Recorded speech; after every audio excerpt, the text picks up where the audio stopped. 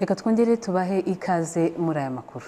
Yego, hanyuma ya makuru nk'uko rubikomojeho mu ngingo, Perezida wa Repubulika Paul Kagame kuri uyu wa kane yagiranye ibiganiro n'umunyamabanga mukuru mushya w'umuryango w'ibihugu bya Afrika y'Iburasirazuba Dr Peter Matuki waruherekejwe na Perezida w'urukiko rw'uyu muryango Nestor Kayobera, Perezida w'inteko ishinga amategeko ya Afrika y'Iburasirazuba Martin Ngoga ndetse n'umunyamabanga mukuru wungirije w'uyu muryango Christophe Bazivamo. Mbere yuko Matuki yakirwa na Perezida Kagame yabanje kugirana ibiganiro na Minisitiri w'Ububanyi n'Amahanga w'u Rwanda Vincent Biruta wari kumwe n'umunyamabanga wa leta muri Minisiteri y'Ububanyi n'Amahanga ushinzwe ibikorwa by'umuryango wa Afrika y'Iburasirazuba Nshuti Manase. Umuryango wa Afrika y'Iburasirazuba uvuga ko uruzinduko rwa Peter Matuki mu bihugu by'u Rwanda na Uganda rugamije kuganira n'abayobozi muri ibyo bihugu kuri gahunda afite zigamije kuzamura imikoranire y'ibihugu binyamuryango.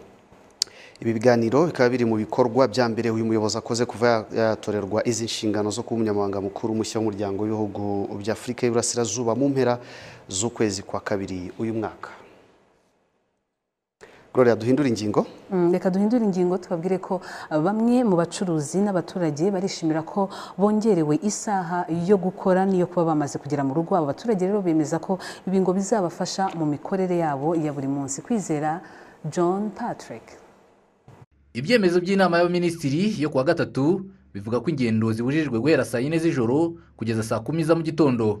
Ibikorwa byo bizajya bifunga saa 3 z'ijoro, ni mu gihe ubusanzwe abakora imirimo itandukanye bafunga saa 2 z'ijoro bakagera mu rugo saa 3.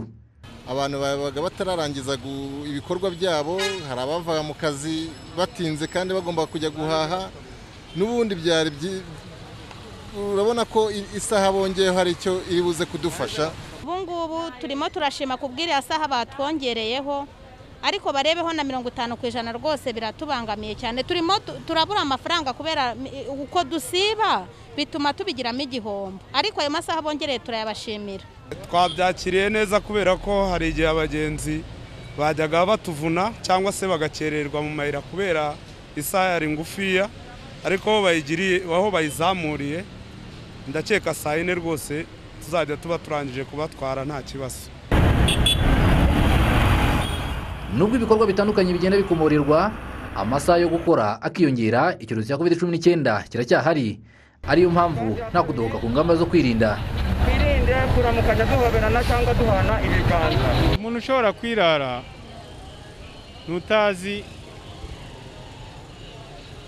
nutazi aho iki cyorezo cya coronavirus kitugejeje, kuko nta twaba tubona amahirwe turi kugira yo kugira ngo turi kugenda kigabanyuka kubera ingamba leta yafashe, natwe ngo twirare.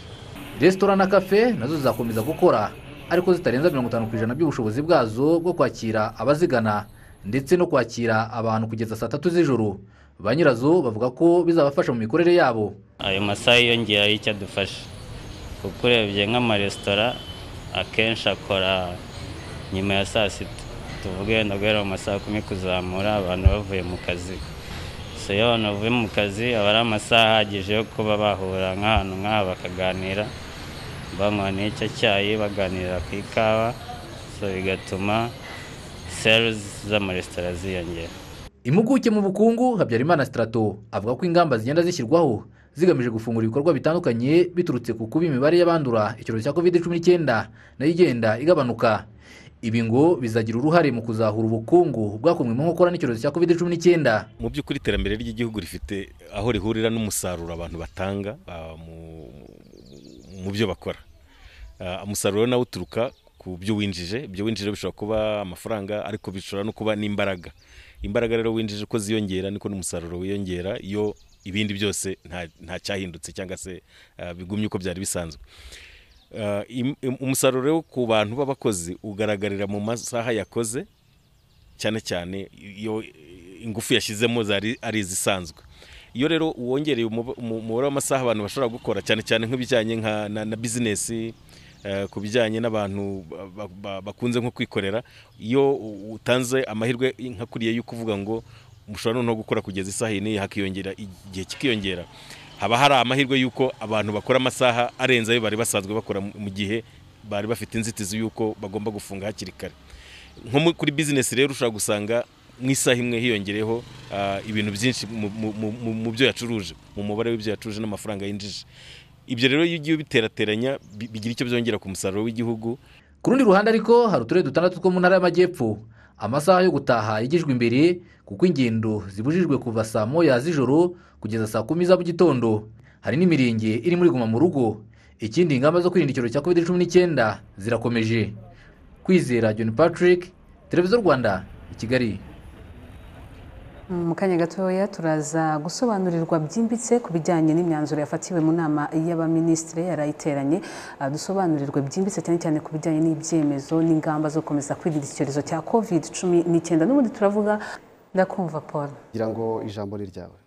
Urakoze, reka dukomereze makuru agaruka ku bijyanye n'ikibazo cya network. Hirya no hino mu gihugu hari abaturage bagaragaza ikibazo cy'ihuzanzira kuri telefone zigendanwa ndetse n'iya murandasi ku buryo birimo no kugora benshi bigatuma serivisi zimwe na zimwe zidindira. Bosco Kwizera yafatanyije na Eugene Ndayisaba. Twagerageje Leopold utuye mu mudugudu wa Muganza mu murenge wa Kimisagara mu mujyi wa Kigali, numwe mu bafatabuguzi b'ibigo by'itumanaho byemewe mu Rwanda MTN na Airtel. Yemeza ko kugira ngo avugane nabe bimugora kuko nk'ubu byanze yaragiye kuvugisha umugore we. Ni ibibazo asangiye n'abandi bafatabuguzi bo bakenera internet ku buryo bemeza ko iki kibazo kidindiza serivisi. Ndimo nshaka kuvugana na madamu kugira ngo muvugishe kubaze kuko ku kazi bimeze, nshaka no kumubaza uburyo nabona agafunguzo. Nk'ubu urumva biranze. Iyi madamu yarari ku kazi nshaka kuvugana na mfite ikibazo cyihutirwa nayo nje mu rugo, none bibaye ngombwa ko nsubirayo. Amarezo aracyakomeje kwanga nyine ni uko nguko bihora buri gihe. Hari igihe ugenda wakwaka serivisi bakakubwira ngo ugaruke saa 6 ugasanga ni ikibazo cya network kuko serivisi zose bari bazoroheje. Ikibazo cya ruswa cyari cyacitse kubera kwishyurira ibintu ku irembo, ariko ubu ngubu nabo bafite ikibazo cy'uko kwishyura bitinda, ugasanga abaturage bahoze mu nzira kandi bitari ngombwa.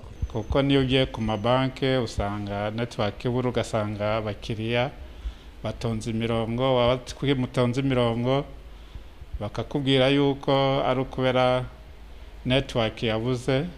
Mu by'ukuri nk'abaguzi mu Rwanda ni imbogamizi ikomeye cyane. Ushinzwe igenzura ry'ikoranabuhanga mu rwego ngenzuramikorere RURA avuga ko hari ibikoresho by'ikoranabuhanga byaguzwe bigendanwa mu modoka bifite agaciro k'amafaranga agera kuri $500,000. Nibyo birimo kwifashishwa kumenya ahari ibibazo bya interineti naho abaturage batabasha guhamagara ku buryo bibazwa ibigo bitanga izo serivisi. Ibyo bikoresho bishyirwamo simukadi za MTN, Airtel na KTN ku buryo bigaragaza n'uburyo interineti za 2G, 3G ndetse na 4G zimeze. Ubu navuga ko ibibazo byinshi byagaragaye, hari ahantu hatameze neza cyane cyane noneho mu mujyi wa Kigali harimo za congestion, nukuvuga ngo ikoreshwa rya internet na za telefone, hari iminara iri saturated, ari byo turi gukoranaho n'aba operators kugira ngo babikosore babashe kubisubiza ku murongo. Hari ibijyanye no kuba hatari coverage, nukuvuga ngo aho signal zitagera, ariko hari no kuba ihagera hakaba hahuriraho n'iminara myinshi, n'urugero hakazamwe ibyo twita interference cyangwa se kugongana kw'amasinyane. Ibyo byose nibyo tubasha kuanaliza tukareba noneho tukamenya ikigomba gukorwa. Hari na bamwe makiriya b'ibigo batishimira uburyo bagura amayinite cyangwa bundles za interineti bikarangira bayatwaye ntacyo bayakoresheje. Kuri ibi bibazo byose ibigo by'itumanaho ntibyagaragaje ubushake bwo kubivugaho. Gusa umuyobozi mukuru wa RURA Sayimana Ernest yizeza abaturage ko ibibazo barimo kubikurikirana. Hano muri RURA mu by'ukuri hari office cyangwa urwego rushinzwe kurengera abaguzi. Birakorwa rero, ngira ngo ibirego byinshi birakirwa ndetse bikanakurikiranwa, ariko ni ibintu mu by'ukuri gikenewe mbese gushyirwamo imbaraga, bikabana none no kuvugana n'abacuruza izo serivisi twarimo tuvuga, abacuruza internet ndetse n'ibijyaniranye nazo, kugira ngo mu by'ukuri ahagaragaye amakosa naho bakosore bitaza kwitwa ubujura.